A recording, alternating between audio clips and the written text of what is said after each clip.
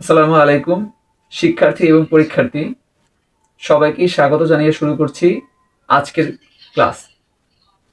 আজকে আমরা আলোচনা করব পদার্থবিজ্ঞান নবম দশম শ্রেণীর প্রথম অধ্যায় ভৌত রাশি ও এর পরিমাপ, physical quantities and their measurements. পদার্থবিজ্ঞান বা বিজ্ঞান বলতে আমরা যেটা বুঝি সেটা হচ্ছে আমাদের সামনে চলে আসে যন্ত্রপাতি, আবিষ্কার, ল্যাবরেটরি এবং গবেষণা। কিন্তু আসলে বিজ্ঞান বলতে বা পদার্থবিজ্ঞান বলতে এটাই কিন্তু নয়। আসলে পদার্থবিজ্ঞানের মূল বিষয়টাই হচ্ছে দৃষ্টিভঙ্গি। সেই প্রাচীন কাল থেকে শুরু করে বর্তমান পর্যন্ত বিজ্ঞানের যে আধুনিকায়ন বা বিজ্ঞানের যে উন্নতি চলে আসছে ক্রমবিকাশ ভাবে, এর মূল হচ্ছে এর বৈজ্ঞানিক দৃষ্টিভঙ্গি। বিজ্ঞানের রহস্য অনুসন্ধানের জন্য কখনো কখনো আমরা সেটিকে যুক্তিতর্ক থেকে বা যুক্তিতর্ক দিয়ে বিশ্লেষণ করার চেষ্টা করি, কখনো বা ল্যাবরেটরিতে পরীক্ষা নিরীক্ষা করি, অথবা কখনো বা এই বিষয়টিকে নিয়ে আমরা প্রকৃতিতে এই প্রক্রিয়াটিকে খুঁটিয়ে খুঁটিয়ে পর্যবেক্ষণ করি। সেই প্রাচীনকাল থেকে শুরু করে এখন পর্যন্ত বহু বিজ্ঞানীগণ নিঃস্বার্থভাবে তাদের কাজ করে গবেষণা করে বিজ্ঞানকে আজকে এই পর্যন্ত নিয়ে এসেছে। আর এই অধ্যায়ে আপনাদের সামনে আমরা এই বিষয়টাকে নিয়ে বিজ্ঞানের ক্রমবিকাশ নিয়ে আলোচনা করব। পদার্থবিজ্ঞানের যদি ইতিহাস নিয়ে আমরা পড়ি তখন আমরা দেখতে পাবো যে তাত্ত্বিক এবং ব্যবহারিক বিজ্ঞানীরা সম্মিলিত প্রচেষ্টার মাধ্যমেই পদার্থবিজ্ঞানকে আজকে এই অবস্থায় রূপ দিয়েছে। ল্যাবরেটরিতে যখন আমরা কোনো গবেষণা বা কোনো কাজ করতে যাই তখনই আমাদের প্রয়োজন হয় কোনো কিছুকে সূক্ষ্মভাবে পরিমাপ করা।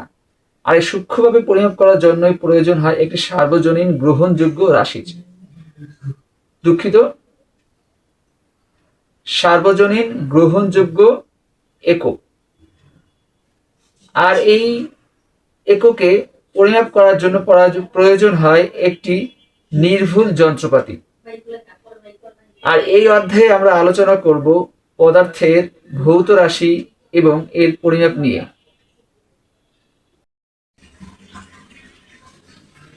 1.1 পদার্থবিজ্ঞান, ইংরেজি ফিজিক্স।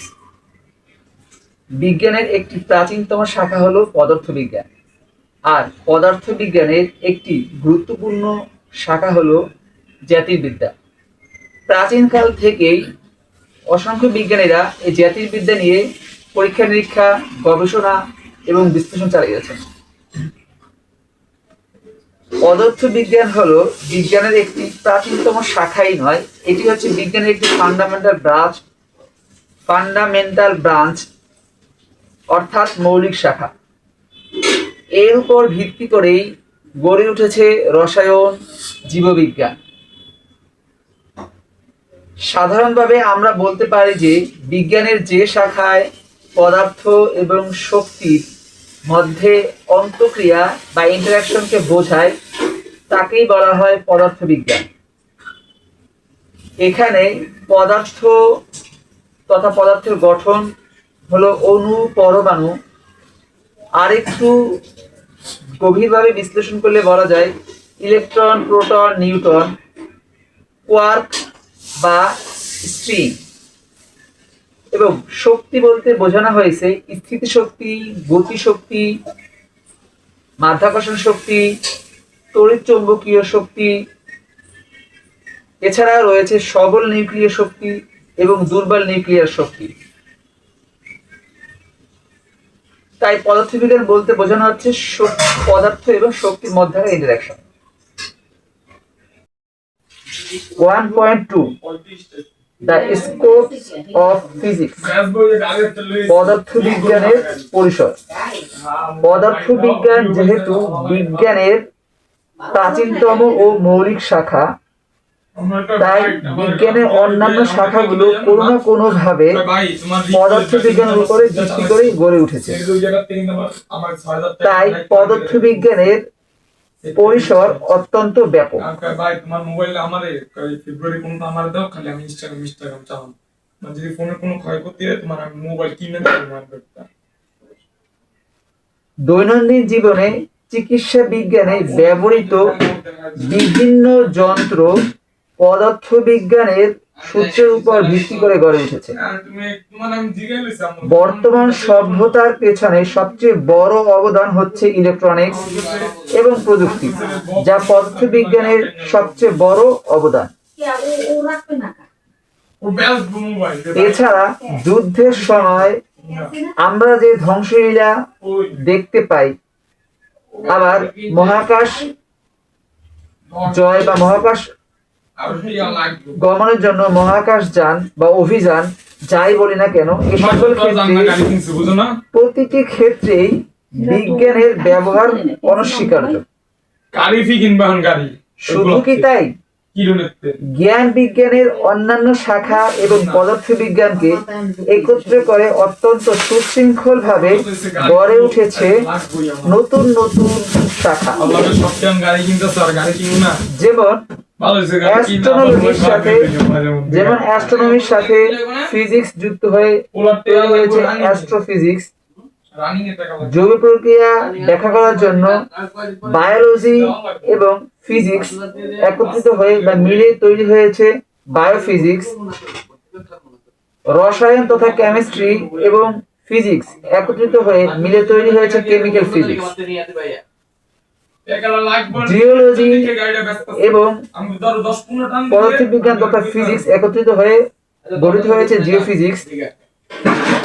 সবশেষে আসি আমরা, সেটা হচ্ছে মেডিকেল সায়েন্স তথা চিকিৎসা বিজ্ঞানের সাথে ফিজিক্স তথা পদার্থবিজ্ঞান যুক্ত হয়ে তৈরি হয়েছে মেডিকেল ফিজিক্স। কাজেই পদার্থ বিজ্ঞানের পরিসর সুবিশাল এবং অনেক গভীর। এই বইয়ে পঠন এবং পাঠনের সুবিধার জন্য পদার্থবিজ্ঞানকে দুইটি অংশে ভাগ করা হয়েছে। এক, ক্লাসিক্যাল পদার্থবিজ্ঞান, যার মধ্যে রয়েছে বলবিজ্ঞান, শব্দবিজ্ঞান, তাপ এবং তাপগতি বিজ্ঞান, বিদ্যুৎ ও চৌম্বক বিজ্ঞান এবং আলোক বিজ্ঞান। আধুনিক পদার্থবিজ্ঞান মূলত কোয়ান্টাম বলবিজ্ঞান এবং আপেক্ষিক তত্ত্ব এর উপর ভিত্তি করে গড়ে উঠেছে আধুনিক পদার্থবিজ্ঞান। এর মধ্যে রয়েছে আণবিক এবং পারমাণবিক পদার্থবিজ্ঞান, নিউক্লিয়ার পদার্থবিজ্ঞান, কঠিন অবস্থায় পদার্থবিজ্ঞান এবং পার্টিকেল ফিজিক্স। পদার্থবিজ্ঞান এবং বিজ্ঞানের অন্যান্য শাখা মিলে আজকের যে বর্তমান সভ্যতা বা আধুনিক সভ্যতা, এই পদার্থবিজ্ঞান এবং অন্য শাখা মিলে এর সামগ্রিক রূপই হচ্ছে বর্তমান এই আধুনিক সভ্যতা। আমরা এখন তথ্য প্রযুক্তির যুগে বসবাস করি। তথ্য প্রযুক্তির এই যুগে যেহেতু এই বইটা থেকে বা এখান থেকে আমার দৃষ্টিকোণের সাথে বইয়ের এই প্যারাটের এই অংশটুকু মিলছে না, সেই বিষয়টা হচ্ছে যে প্রযুক্তি নিয়ে কিছু এর উপকারিতা এবং অপকারিতা। আমরা যে তথ্য প্রযুক্তির যুগে বাস করি, সেই তথ্য প্রযুক্তির যুগে এই প্রযুক্তি দিয়ে যেমন মানুষের অনেক পরিশ্রম, অনেক সময় এবং অনেক কল্যাণ সাধিত হয়েছে, ঠিক একইভাবে এই প্রযুক্তি ব্যবহার করে মানুষ তার নিজের জন্য ক্ষতি বয়ে নিয়ে এসেছে, ধ্বংস বয়ে নিয়ে এসেছে। তাহলে বোঝা যাচ্ছে যে এই যে ক্ষতি বা ধ্বংস অথবা মানব সভ্যতার এই উন্নতি চরম পর্যায়ে, এটা প্রযুক্তির সাথে ওতপ্রোতভাবে জড়িত, কিন্তু আসলে প্রযুক্তি যে এটার জন্য দায়ী নয়। দায়ী হচ্ছে আমাদের দৃষ্টিকোণ, আমাদের চিন্তা ভাবনা। পদার্থ বিজ্ঞানের আজকের এই অবস্থা একদিনে গড়ে ওঠেনি। শত শত বছর ধরে বহু বিজ্ঞানীরা পরিশ্রম করে এই অবস্থায় নিয়ে এসেছে। শত শত বিজ্ঞানীরা প্রথমে রহস্যময় এই পৃথিবীর রহস্যময় কোনো বিষয়কে একটি সূত্র প্রদানের মাধ্যমে ব্যাখ্যা করার চেষ্টা করেছেন। পরবর্তীতে সেই সূত্রকে তারা পরীক্ষা নিরীক্ষা চালিয়ে গেছেন। পরীক্ষা নিরীক্ষা চালিয়ে তারা এই সিদ্ধান্তে উপনীত হয়েছেন যে তারা কি সূত্রটাকে গ্রহণ করবেন, অথবা সূত্রটাকে গ্রহণ করার জন্য তারা এটাকে পরিবর্তন করে এটা গ্রহণযোগ্য সূত্রে নিয়ে এসেছেন, অথবা যখন তারা এই সূত্রটাকে পরীক্ষা নিরীক্ষার মাধ্যমে গ্রহণযোগ্য করতে পারেননি, পরিবর্তন করার মাধ্যমে এটাকে গ্রহণ করতে পারেননি, তখন এই পর্যবেক্ষণ করে যখন তারা এই সিদ্ধান্তে উপনীত হয়েছেন যে তারা এটাকে পরিত্যাগ করেছেন। ঠিক এভাবেই পদার্থবিজ্ঞানের বিভিন্ন সূত্র তৈরি করেছেন এবং সেটা পরীক্ষা নিরীক্ষা পর্যবেক্ষণ করেছেন এবং সিদ্ধান্তে উপনীত হয়েছেন। আর এভাবেই কোন একটি পদার্থের ক্ষুদ্রতম কণা থেকে শুরু করে এই মহাবিশ্বের বৃহৎ আকার পর্যন্ত বিজ্ঞানীরা ব্যাখ্যা করেছেন এবং ব্যাখ্যা করার চেষ্টা করতেছেন। কোনো একদিন এমন হবে যে পদার্থবিজ্ঞানের সমগ্র সূত্রগুলোকে অল্প কিছু সূত্রের আঙিকে ব্যবহার করে আমরা সম্পূর্ণ এ যাবৎ করে সৃষ্টির শুরু থেকে শেষ পর্যন্ত সকল বিষয়গুলোকে খুব অল্প একটা পরিসরে অল্প কিছু সূত্রের মাধ্যমে ব্যাখ্যা করতে পারবো। আর এরই একটি প্রকৃষ্ট উদাহরণ হতে পারে যেমন আমাদের এআই এর ব্যবহার। 1.3 দ্য ডেভেলপমেন্ট অফ ফিজিক্স, অর্থাৎ পদার্থবিজ্ঞানের ক্রমবিকাশ। আজকের এই আধুনিক সভ্যতা পদার্থবিজ্ঞানের অবদান। শত শত বছর ধরে বহু বিজ্ঞানীরা অক্লান্ত পরিশ্রম করে বিজ্ঞানকে উন্নতি করে আজকে সভ্যতাকে এই আধুনিক সভ্যতায় তিনি দাঁড় করিয়েছে।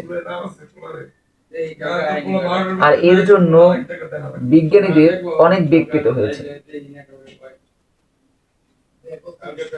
প্রাচীন কাল থেকে বর্তমান পর্যন্ত যখন প্রাচীন অবস্থা ছিল, বিজ্ঞানের শুরু ছিল, ওই অবস্থাতে তথ্যের আদান প্রদান বর্তমান সময়ের মতো এত আধুনিক ছিল না, এবং তখন তথ্যের আদান প্রদানে করতে হলে ছিল সময় সাপেক্ষ, ব্যয় সাপেক্ষ, এবং একই সাথে গোপনীয়তাও রক্ষা করে চলতে হতো। তাই একজন বিজ্ঞানী একটি সূত্র বা একটি তত্ত্ব দিলে সেটার উপরে পরীক্ষা নিরীক্ষা, পর্যবেক্ষণ এবং সিদ্ধান্তে উপনীত হতে হলে অন্য বিজ্ঞানীর সাথে আলাপ আলোচনা বা তথ্য আদান প্রদানের প্রয়োজন ছিল। যখনই একজন বিজ্ঞানী একটি তত্ত্ব উপস্থাপন করতেন এবং সেটার উপরে গবেষণা করতেন, তখন অন্যান্য বিজ্ঞানীদেরকেও সাথে তারা তথ্য আদান প্রদান করার চেষ্টা করতেন এবং যে গবেষণা করতেন সেটা কোনো একটা খাতায় লিখে রাখতেন বা কোনো কিছুতে লিখে রেখে সেইটার একাধিক কপি বা অনুলিপি তৈরি করতেন হাতে লিখে। সেই হাতে লেখা কপিগুলো তারা তাদের নির্ভরযোগ্য অন্যান্য যে বিজ্ঞানী আছে তাদেরকে প্রদান করতেন। শুধু তাই নয়, প্রচলিত যে বিশ্বাস বা ধ্যান ধারণা ছিল তখনকার সময়ে, সেই সময়ে সেই প্রচলিত ধ্যান ধারণার উপরে ঊর্ধ্বে গিয়ে বিজ্ঞানীরা তাদের তত্ত্বের উপরে পরীক্ষা নিরীক্ষার প্রমাণের মাধ্যমে যখন কোনো সিদ্ধান্ত উপনীত হতেন এবং সেটাকে সমাজের মাঝে উপস্থাপন এবং বাস্তবায়নের চেষ্টা করতেন, তখন তাদের অনেক সাহসের প্রয়োজন ছিল। আর এই সব করতে গিয়ে তাদের অনেককে বন্দী হতে হয়েছে, এমনকি অনেককে পুড়িয়ে মেরে ফেলা হয়েছে। তারপরও বিজ্ঞানের অগ্রযাত্রা থেমে থাকেনি। বিজ্ঞানীরা তাদের অক্লান্ত পরিশ্রম এবং কঠিন সাধনার মাধ্যমে আমাদের আজকের এই আধুনিক বিজ্ঞানকে উপহার দিয়েছেন। কাজেই আধুনিক এই বিজ্ঞানে বা আধুনিক এই যুগে বিজ্ঞানের অবদানের যে স্বাক্ষর তারা রেখেছেন, সেই বিজ্ঞানীদের কথা এবং উপকার অনস্বীকার্য।